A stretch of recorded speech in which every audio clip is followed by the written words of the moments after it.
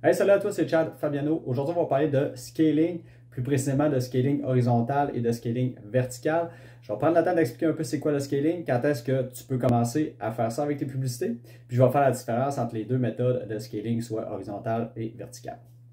Si ce n'est pas déjà fait, si tu n'es pas un abonné de ma chaîne YouTube, n'oublie pas de cliquer sur le petit bouton juste en bas. Fais ça tout de suite, ça me fait toujours super plaisir à chaque fois que je vois que j'ai un nouvel abonné à ma chaîne.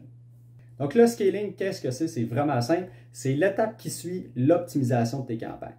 Donc une fois que tu as trouvé les bonnes audiences, une fois que tu as trouvé les bonnes publicités et que tu es content des résultats que tu as, là c'est le moment d'injecter de l'argent dans ta campagne publicitaire pour aller reach le plus de monde possible. Il y a deux manières que tu peux faire ça. Soit que tu scales tes campagnes horizontalement, soit que tu le fais verticalement. Puis là, on va aller voir la différence entre les deux en sautant dans le gestionnaire de publicité Facebook. On va commencer avec le scaling horizontal. Qu'est-ce que le scaling horizontal? C'est vraiment pas compliqué. Dans notre exemple, on a une campagne, on a fini de l'optimiser, on est content des résultats, on veut mettre plus d'argent. Qu'est-ce qu'on va faire? On va aller dans notre campagne juste ici, on va prendre notre audience ou nos audiences, dépendamment comment on a, puis on va les dupliquer. Donc là, dans mon cas, je vais en faire 3 de plus. Donc là, on va avoir audience numéro 1, on va avoir audience numéro 2, audience numéro 3 et audience numéro 4 juste ici. Évidemment que ça ne sera pas juste une copie de l'audience numéro 1. Qu'est-ce qu'on va vouloir faire? C'est prendre les mêmes paramètres des audiences, oui, mais faire des variations d'audience. Donc, on ne ciblera pas les mêmes personnes. On a une audience ici qui a super bien performé, on est content. Là, maintenant, c'est le moment d'aller essayer de trouver d'autres groupes de personnes qui répondent bien à notre publicité. Donc, évidemment que là, si on est en mode ABO ou CBO, j'ai une vidéo qui parle de la différence entre les deux. Si on est en mode CBO, qu'est-ce qu'on va faire? C'est qu'il va falloir aller ajuster notre budget au niveau de la campagne. Si on est en mode ABO, bien là, on va pouvoir mettre le budget qu'on veut pour chaque audience. Maintenant, la deuxième méthode pour scaler nos campagnes, c'est le scaling vertical.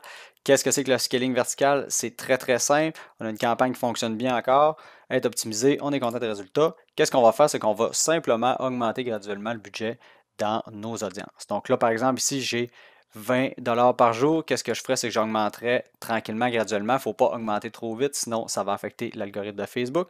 Donc, on y va graduellement.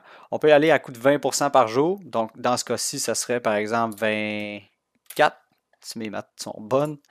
Donc, on serait à 24 par jour. Donc, si on a plusieurs audiences, on peut augmenter chaque audience. Donc, pour le scaling vertical, c'est pas plus compliqué que ça, c'est de simplement augmenter le budget dans les audiences. Maintenant, la question qui tue, quelle méthode devrais-tu utiliser pour scaler des campagnes? Comme beaucoup de questions en marketing, c'est souvent pas juste blanc ou noir, souvent du gris. Donc, il n'y a pas vraiment de réponse parfaite à ça. Personnellement, j'adore scale verticalement. Donc, si je vois qu'il y a quelque chose qui fonctionne bien, qu'est-ce que je vais faire? C'est que je vais tout simplement augmenter les budgets dans ma campagne. Pourquoi est-ce que je préfère ça? C'est parce que Facebook a optimisé ma campagne, son algorithme est rodé et a trouvé des gens qui répondent bien à mes annonces. Donc, tout ce que j'ai à faire, c'est de dire, OK, ben good, dépense un petit peu plus. C'est sûr aussi que si tu commences la publicité et que tu n'as pas beaucoup d'audience, tu n'as pas fait beaucoup de tests encore, ça peut être intéressant d'aller voir ce qui se passe dans les autres audiences. À ce moment-là, tu peux faire plusieurs audiences, mais les mêmes publicités qui fonctionnaient en première, puis regarde qu'est-ce qui se passe avec les autres audiences. Mais prends le temps de regarder qu'est-ce qui va se passer, analyse tes résultats pour pas, une fois que tu as fait ton scaling horizontal, pour pas scaler verticalement, puis là commencer à perdre de l'argent parce que tu as été trop vite. Donc, vas-y graduellement. Également, tombe pas dans le piège d'essayer de scaler simplement en répliquant ta campagne. Donc, si tu vois qu'il y a une campagne qui fonctionne super bien, fais pas simplement que la dupliquer puis faire rouler deux campagnes complètement identiques, une à côté de l'autre. Parce que c'est vraiment pas correct. C'est possible qu'au début, tu aies des bons résultats quand même parce que c'est pas rare que quand on lance une campagne, Facebook donne des bons résultats, il va trouver les meilleures personnes tout de suite, mais après ça, à la longue, ça peut s'estomper. Mais dans ce cas-là, cette pratique-là, c'est vraiment pas correct. Facebook va le voir, puis ça peut affecter tes résultats. Donc, fais pas ça, c'est pas une bonne pratique. Sur ça, c'est déjà terminé. Si jamais tu as des questions, tu peux les mettre en commentaire, je réponds à tout le monde. Puis si tu ne l'as pas fait au début de la vidéo, si tu n'es pas abonné à ma chaîne, fais ça tout de suite, ça me fait toujours super plaisir. On se dit à la prochaine. Bye.